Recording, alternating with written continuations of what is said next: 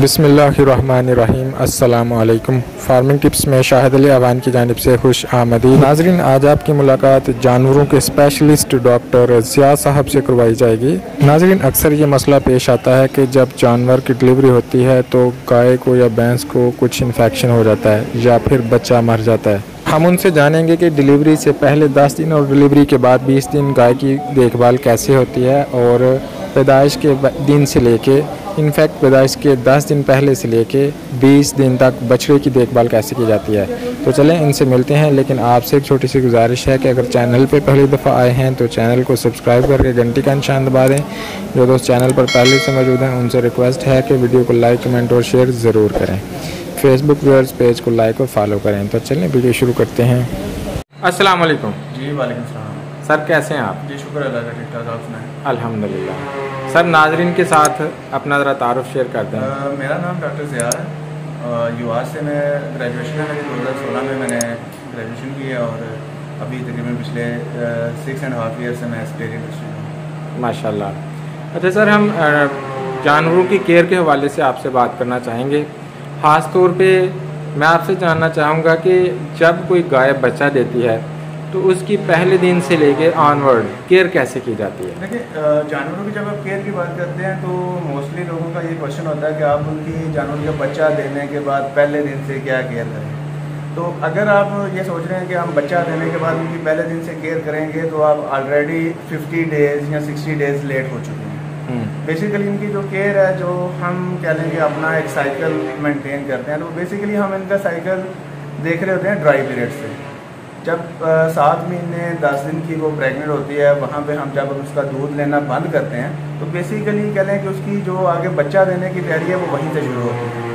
तो उसमें यह है कि आपको ड्राई पीरियड में उसका खास ख्याल रखना पड़ता है कि वो बहुत ज़्यादा मोटी ना हो, जिसके हम टेक्निकल टर्म्स में कहेंगे कि वो BCS बहुत ज़्यादा गेन ना कर दे।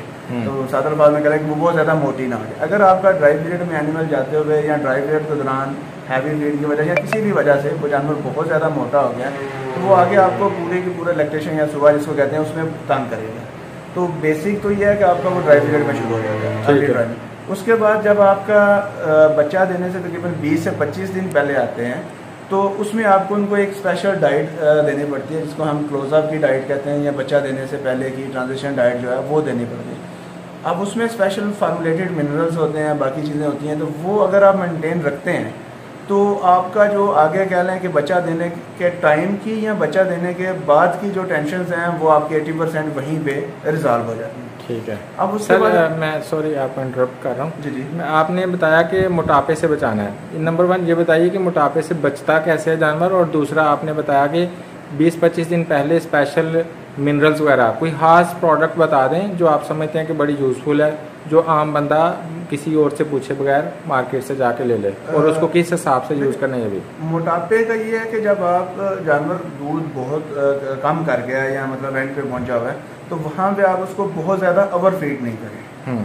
उसके अलावा ड्राई पीरियड में भी है कि आप अपने न्यूट्रिशनिस्ट से या किसी से कंसल्ट करके उसकी डाइट रखें। ये नहीं है कि आप उनको मतलब बगैर किसी कैलकुलेशन के फीड देते जा रहे हैं और जानवर बहुत ज़्यादा मोटा। अब इसके पीछे भी एक पूरा साइकिल होता है कि अगर आपका जानवर टाइम पे प्रेग्नेंट हो गया और वो अच्छी अपनी स्टेज पे जाके ड्राई हो रहा है तो बहुत ज़्यादा वो वेट गेन नहीं करेगा। लेकिन अगर आपकी ब्रीडिंग पीछे टाइम पे नहीं हुई है, ब्रीडिंग आपकी काफ़ी लेट हो गई है और जानवर काफ़ी लंबा चला है अपने लो प्रोडक्शन पीरियड में, तो वो उससे मोटा हो जाता है। लेकिन मेन ये है कि आपकी फीडिंग जो है वो काउंट करती है इसमें। और जो रही बात मिनरल्स की, तो मिनरल्स आपको मार्केट में काफ़ी कंपनीज हैं जो आपको प्रोवाइड कर रही हैं। किसी भी अच्छी रेपुटेशन वाली कंपनी से आप ले लें।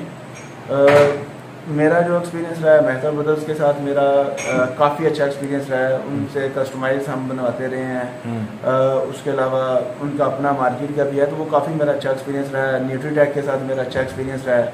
और भी कंपनीज हैं, देखिए कोई भी कंपनी आप उसकी फॉर्मेशन पे, उसी की गाइडलाइन पे आप चलेंगे तो आपको रिजल्ट दे देगी। बस ये है कि जो कंपनी हो वो अच्छी रेपुटेशन वाली हो, तो वो चीज़ें जो है ना वो आपकी काम कर जाती हैं। 2 आपने बता दें, 1-2 और बता दें अच्छी रेपुटेशन वाली कंपनीज, ताकि पता हो कि इन कंपनीज की। तो देखिए बाकी इफ़को है, ये वो सारे जो हैं ये आपको कस्टमाइज बना देते हैं। तो उसमें यह है कि आप किसी भी कंपनी से जो कस्टमाइज बना रही है उनसे आप ले लें। ठीक है। तो बाकी जो है वो चल जाता है। ठीक है। जी सर, आपने कंटिन्यू कीजिए जहाँ से आप शुरू कर रहे तो थे। उसमें बाकी फिर आपका फ्रेश काउ का प्रोटोकॉल आ जाता है। वहाँ भी आपको एटलीस्ट 10 डेज जो हैं वो आपको एनिमल आपकी कंटिन्यूस ऑब्जर्वेशन में होना चाहिए। वैसे तो आपका ओवरऑल पूरे फार्म के एनिमल आपके ऑब्जर्वेशन में होने चाहिए, लेकिन 10 दिन जो हैं वो बड़े क्रिटिकल हैं। उसमें आपने उनका फर्स्ट पे प्लेसेंटा देखना है, जो उसकी जेल जिसको पंजाबी में बोलते हैं, वो उसने फेंक दी है। उसके बाद जानवर अंदर से गंद तो नहीं फेंक रहा, कहीं कोई इन्फेक्शन तो नहीं हो गया, जानवर का जो अपना बॉडी कंडीशन जो है उसकी वो कहीं बहुत ज़्यादा जल्दी तो नहीं सॉरी उसको कह लेंगे डिक्रीज कर रहा, वो जल्दी वो कह लेंगे कमज़ोर तो नहीं हो रहा, क्योंकि बॉडी स्कोर तो उसने गिराना है बच्चा देने के बाद, लेकिन बहुत ज़्यादा तेज़ नहीं है, जल्दी में नहीं है। उसके अलावा डिफरेंट टेक्निकल चीज़ें हैं जो आपको एक मतलब एक वेट जो है वो उन चीज़ों को देख सकता है। ठीक है। तो मेन इस स्टेज पे भी आपकी फीडिंग है। अगर आपकी फीडिंग ठीक है तो आप कह लें कि 80 से 90% प्रॉब्लम से आप बच जाते हैं। अगर आपकी फीडिंग नहीं ठीक तो आप जो मर्जी करते रहें, आपको प्रॉब्लम्स आनी ही आनी है। सर ये पहले 10 दिन की फीड ज़रा आप काइंडली बता दें, क्योंकि ये बड़ी अहम है। आप जैसे आप बात कर रहे हैं ना, मतलब कि वहाँ पे वेटनरी डॉक्टर्स अवेलेबल हो सकते हैं जो स्पेशल चीज़ें देख सकते हैं, लेकिन कुछ लोग 1-2 एनिमल्स रखे होते हैं, उनको चीज़ों का नहीं पता होता। हो सकता है बाज़ एक्सपीरियंस होते हैं और बाज़ नहीं भी होते। तो उनके हवाले से पहले 10 दिन की ज़रा फीडिंग बता दें, और ये बता दें कि जैसे आपने बताया गंद निकल रहा, बाज़ लोग तो कहते हैं कि गंद निकलना ज़रूरी है, तो इस हवाले से गाइड करते हैं। अब इसमें 2 चीज़ें हैं। गंद के हवाले से जो आपका क्वेश्चन था, एक नॉर्मल सिक्रीशंस है। आम बंदा जो है वो उनको भी गंद ही शुमार करता है कि गाय या भैंस गंद फेंक रही है, जो कि वो नॉर्मल उसका सिक्रीशंस होती हैं। हम जो गंद कंसीडर उस चीज़ को करते हैं कि जिसमें इन्फेक्शन मटीरियल है, पस वगैरह, हम उस चीज़ को गंद कंसीडर करते हैं। ठीक है। हम जो मतलब नॉर्मल सिक्रीशंस हैं जिसमें वो ब्लडी म्यूकस वगैरह इस तरह की जो चीज़ें हैं, हम उन चीज़ों को गंद कंसीडर नहीं करते। हम गंद उस चीज़ को कंसीडर करते हैं कि जो चीज़ एबनॉर्मल है। ठीक है। तो पस आ रही है, आपका जंग के रंग का बाज का फ्लूइड आता है जो कि एक इन्फेक्शन की अलामत है अंदर, तो इन चीज़ों को हम गंद कह रहे हैं। जो नॉर्मल आपका वो म्यूकस दे रहा है या म्यूकस में थोड़ा बहुत ब्लड है, तो वो नॉर्मल उसने अपने अंदर क्लीनिंग प्रोसीजर है। जंग के रंग का आ रहा है अगर किसी का लिक्विड, तो उसको फिर क्या होना चाहिए? उसका ट्रीटमेंट है। ठीक है। इंट्रायूट्राइन उसके ट्रीटमेंट्स होती हैं, पेरेंटल भी होती हैं, इंजेक्शन भी लगते हैं उसके यूट्रस में या बच्चेदानी जिसको कहते हैं, उसमें भी बात कर आपको मेडिसिन अंदर प्लेस करनी पड़ती है। तो वो उसके डिफरेंट प्रोटोकॉल्स हैं। ठीक है। तो 10 दिन की फीड के बारे में बताना। 10 दिन की ये बेसिकली 10 दिन का जो मेरा कहने का मतलब ये था कि 10 दिन आपको एनिमल बहुत ज़्यादा ऑब्जर्वेशन में रखना चाहिए। अगर आप फ्रेश फीड की बात करते हैं तो एटलीस्ट आपको फर्स्ट 20 डेज उसको ये फीड देनी पड़ती है। ठीक है। 10 दिन पहले ज़्यादा क्रिटिकल है, लेकिन फीड जो है वो आपको 20 डेज चलानी पड़ती है। ठीक है। अब उसमें यह है कि ये बाकी फीड की निस्बत थोड़ी सी कह लें कि इसको हाई डेंसिटी फीड हम बोल सकते हैं। हाई डेंसिटी फीड होती है क्योंकि इन दिनों में जानवर का खाना पीना जो है वो थोड़ा कम हुआ होता है। तो उसमें हमने करना ये होता है कि जो फीड हम दे रहे हैं उसके अंदर डेंसिटी उसकी इंग्रेडिएंट्स की ज़्यादा हो, ताकि अगर वो ड्राई मैटर कम भी ले रही है लेकिन उसकी जो रिक्वायरमेंट है, जो प्रोटीन की या एनर्जी की या बाकी मिनरल्स की रिक्वायरमेंट है, वो थोड़ा खाए लेकिन पूरी हो जाए रिक्वायरमेंट। तो वो आपको थोड़ी सी हाई डेंसिटी फीड पे जाना पड़ता है। सादा अल्फाज में मैं इसको ये समझाऊं कि वंडा ज़्यादा डालना चाहिए। वंडा, अब आप इसमें ये नहीं कह सकते कि आप एक लो क्वालिटी का वंडा और ज़्यादा डाल दें, ये चीज़ नहीं हो सकती, क्योंकि वंडा ज़्यादा डालने से ये चीज़ें आपकी रिजॉल्व नहीं होंगी। वनडे का आपका एनर्जी कंटेंट और प्रोटीन कंटेंट जो है वो आपका मैटर करता है। ठीक है, ठीक है।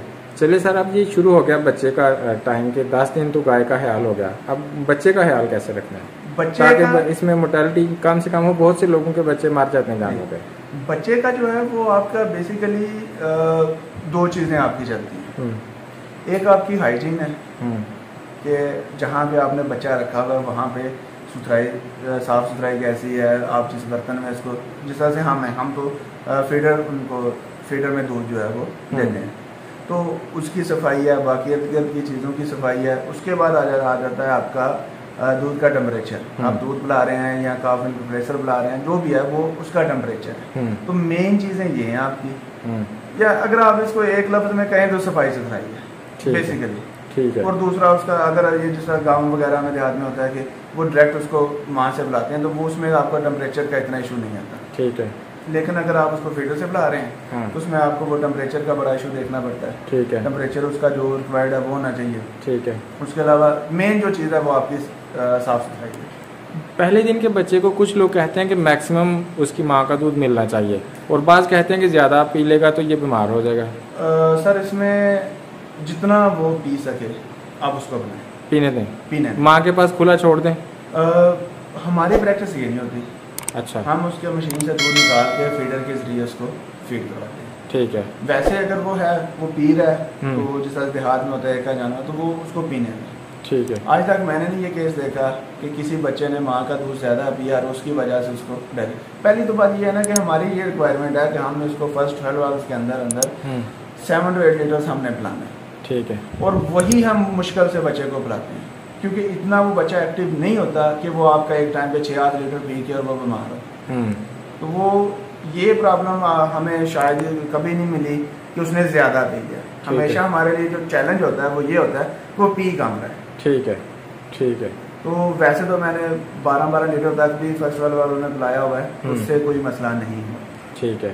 लेकिन वो आपका वो कह लें कि मेरी भी जिंदगी के 1-2 एक्सपीरियंसेस हैं कि जिसमें बच्चे ने इतना पी लिया नहीं, तो बड़ी मुश्किल से आपको उनके साथ लड़ झगड़ के 6-7 लीटर जो है 8 लीटर तक आप। ठीक है। इसके बाद कमिंग डेज में उसके साथ कैसे ट्रीटमेंट किया जाए कि वो जो हीफर है या जो बछड़ा है वो जल्दी बालग हो जाए? अच्छा, उसके बाद जब आप ये फर्स्ट जो है बोली का या क्लस्ट्रम का जो सीन है, इससे जब आप निकलते हैं तो फिर आपको उसकी डाइट जो है वो कंट्रोल रखनी है। ठीक है। अब इसमें यह है कि पहले आप उसको दूध पे रखें। ठीक है। पहले 4 से 5 दिन जो है ना वो टोटल आपका दूध पे रहना चाहिए। ठीक है। 5 दिन के बाद आप उसके सामने इनकी एक स्पेशल डाइट आती है काफ स्टार्टर के नाम से, आप उनके आगे रखना शुरू करें। अब डेफिनेटली आप 5 दिन के बाद उनके आगे रखेंगे, वो खाएगा नहीं, वो थोड़ा बहुत उसको चेक करेगा, उससे यूज टू होगा। उसके बाद तकरीबन 10 डेज के बाद वो उसको खाना शुरू कर देते हैं। तो वो काफ स्टार्टर जो है वो बच्चे के लिए बहुत अहम है। सही है। डायरेक्ट आप उसको ग्रीन पाउडर या तूड़ी डायरेक्ट नहीं दें, पहले उसको आप इस डाइट पे रखें, दूध पिलाते रहें साथ में काफ स्टार्टर। उसके बाद 2 महीने के बाद जाके आप उसको रोड ग्रास है मिल जाती है, वो ज़्यादा बेहतर है, नहीं तो थोड़ा बहुत तूड़ी या इस तरह से सूखा घास जो रोड ग्रास है उन चीज़ों को आप काफ स्टार्टर के अंदर मिक्स करके उसको देना शुरू करें। ठीक है। और जब आप उसका दूध छुड़वा रहे हैं तो कभी ये नहीं करें कि आज उसको दूध पिलाया है और कल हमने उसको बंद कर दिया। ठीक है। आप इसको कम से कम 7 to 10 डेज का टाइम दें, जिसमें आप ये करेंगे कि दूध का जो मिकदार है वो आप आस्ता आस्ता कम करते जाएंगे और उसको शिफ्ट करते जाएंगे हाइफर वाली फीड पे। ठीक है। तो वो कोशिश करेंगे 10 डेज नहीं, अगर आप 10 डेज कर सकते तो एटलीस्ट 7 डेज उसको आप ज़रूर दें। बिल्कुल, बहुत अच्छा डॉक्टर साहब, आपने बहुत ही अच्छा गाइड किया। अल्लाह पाक इसकी आपको जज़ा दें। कोई खास बात, कोई जो आप अपनी तरफ से नाज़रीन के साथ शेयर करना चाहें? हमारे जो फार्मर्स हैं जिनको अक्सर प्रॉब्लम्स रहती हैं जानवर की हेल्थ के रिलेटेड, तो वो हर चीज़ का हल ट्रीटमेंट ढूंढते हैं। डिजीज का हो गया या कोई भी उनको मेटाबॉलिक इशूज हैं, कोई भी इशू है तो वो उसका ट्रीटमेंट ढूंढते हैं। तो मेरी सारे फार्मर्स के लिए सजेशन यही है कि आप ट्रीटमेंट नहीं ढूंढें, आप उनकी रीजन ढूंढें कि वजह क्या है, किस वजह से वो आ रहे हैं और उनकी प्रिवेंशन क्या है। ठीक है। आप उनकी प्रिवेंशन पे जाएं ताकि आपको ट्रीटमेंट पे कम से कम जाना पड़े, क्योंकि एक जानवर जो ट्रीटमेंट में चला गया है वो ऑलरेडी आपका लॉस कर चुका है। सही है। तो उसके डेड होने का भी खतरा है।